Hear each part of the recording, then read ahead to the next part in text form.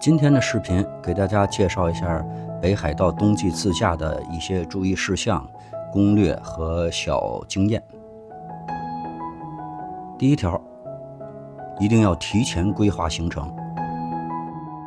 如果年底想去北海道自驾的话，9、10月份就应该提前规划了。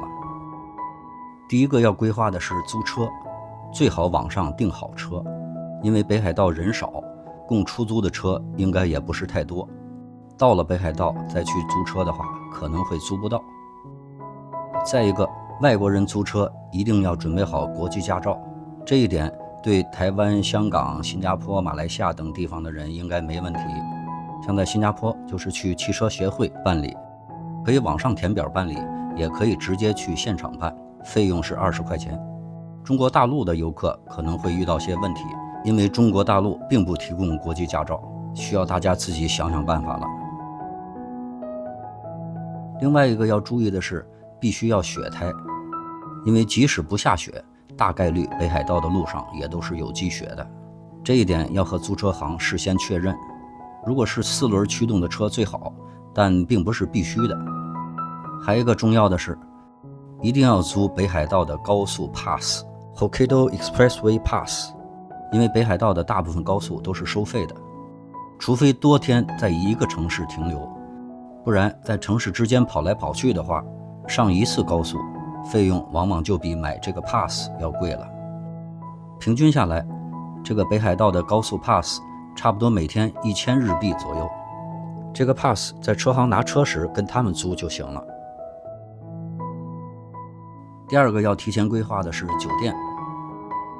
大城市没问题，一些偏远的地方也是最好提前预定好，比如像美瑛、富良野。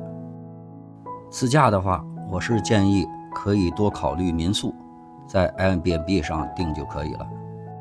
北海道的正式酒店通常房间都比较小，但是民宿空间就大很多，而且都干干净净的，还提供停车位。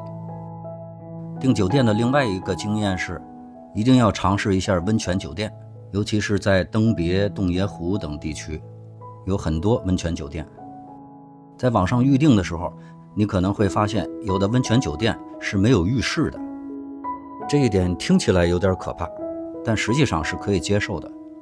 我们住温泉酒店的时候，晚上都是去酒店的温泉洗澡，房间没有浴室也没关系，有浴室也没用上，但是室内的厕所我觉得还是必须的。第二，介绍一下冬天在北海道自驾的注意事项。首先，日本驾车是右舵在左侧马路行驶，这对香港人、马来西亚人、新加坡人来说没问题，规则是一样的。台湾和中国大陆的旅客可能需要适应一会儿，通常20-30分钟也就习惯了。我们在北海道自驾的时候，遇到了各种各样的天气和路况，白天晴天，视线非常好，这是最好的情况。也遇到了晚上下大雪，路上没有灯，视线非常不好的情况。但是其实不用担心，只要放慢速度，集中精力，一般没有什么大问题。尤其是结冰的路面，一定要慢慢开，一定不要急刹车。路面比较滑的时候，急刹车可能会导致打滑。北海道的冬天，路面往往被大雪覆盖了，完全看不到路的边缘。但是在北海道的路上，要么路两侧会有红白相间的杆子标志出路的边缘，要么会在上面有一个红白相间的箭头指向路的边缘，只要在标志之内开车就没问题了。车顶有积雪的时候一定要及时打扫，不然刹车的时候雪可能会往前倒，掉到前窗玻璃上，影响视线，这是很危险的。晚上睡觉之前要把车的雨刷抬起来，不然晚上如果下雪的话，很可能把雨刷冻在玻璃上。另一个要注意的是，不要随意的把车停在路边。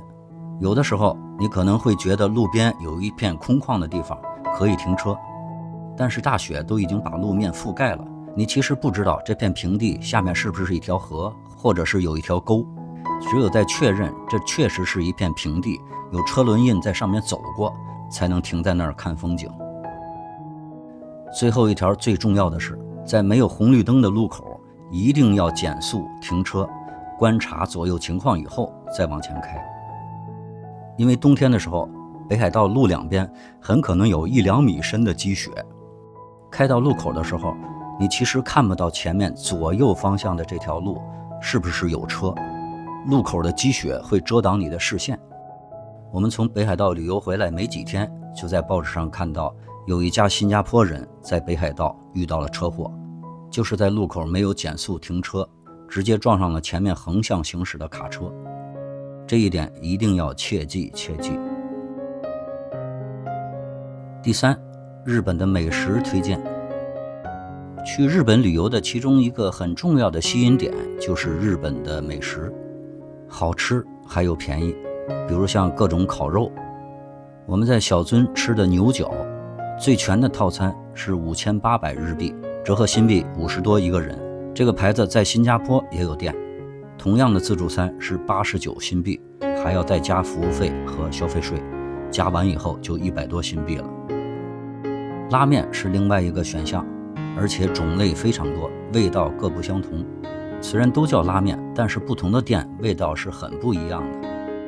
最推荐的是伊兰拉面，北海道前2年刚开了一家伊兰。札幌的拉面共和国、函馆的大门横丁也都有很多拉面选择。在函馆、札幌，另外一个不要错过的是早市的海鲜，各种帝王蟹、生鱼片、海胆饭，喜欢海鲜的人肯定是流连忘返。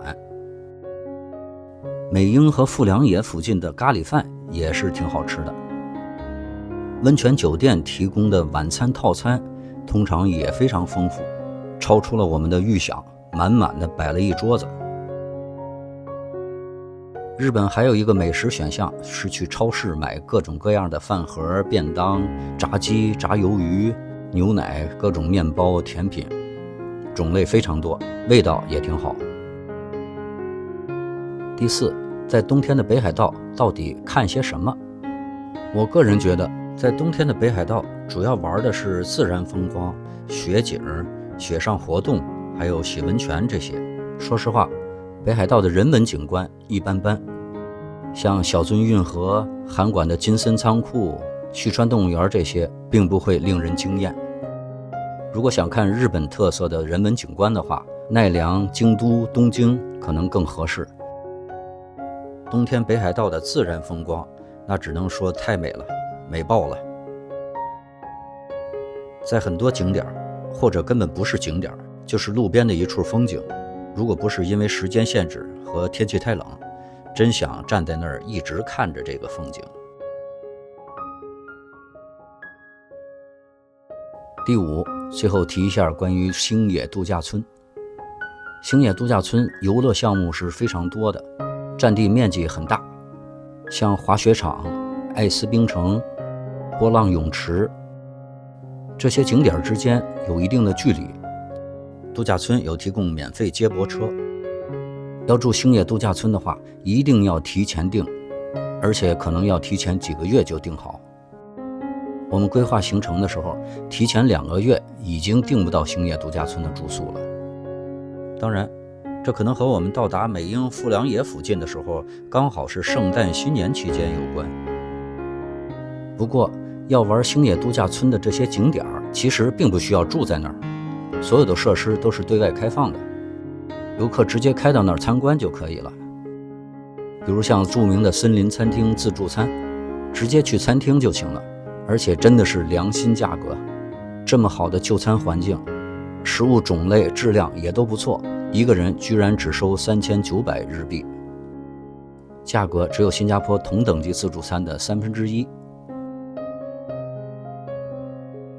希望这期视频介绍的经验和注意事项对大家有些帮助。北海道冬季自驾系列就结束了，感谢观看、订阅、评论。下期视频我们将回到新加坡、马来西亚一带，敬请关注。我们下期视频再见。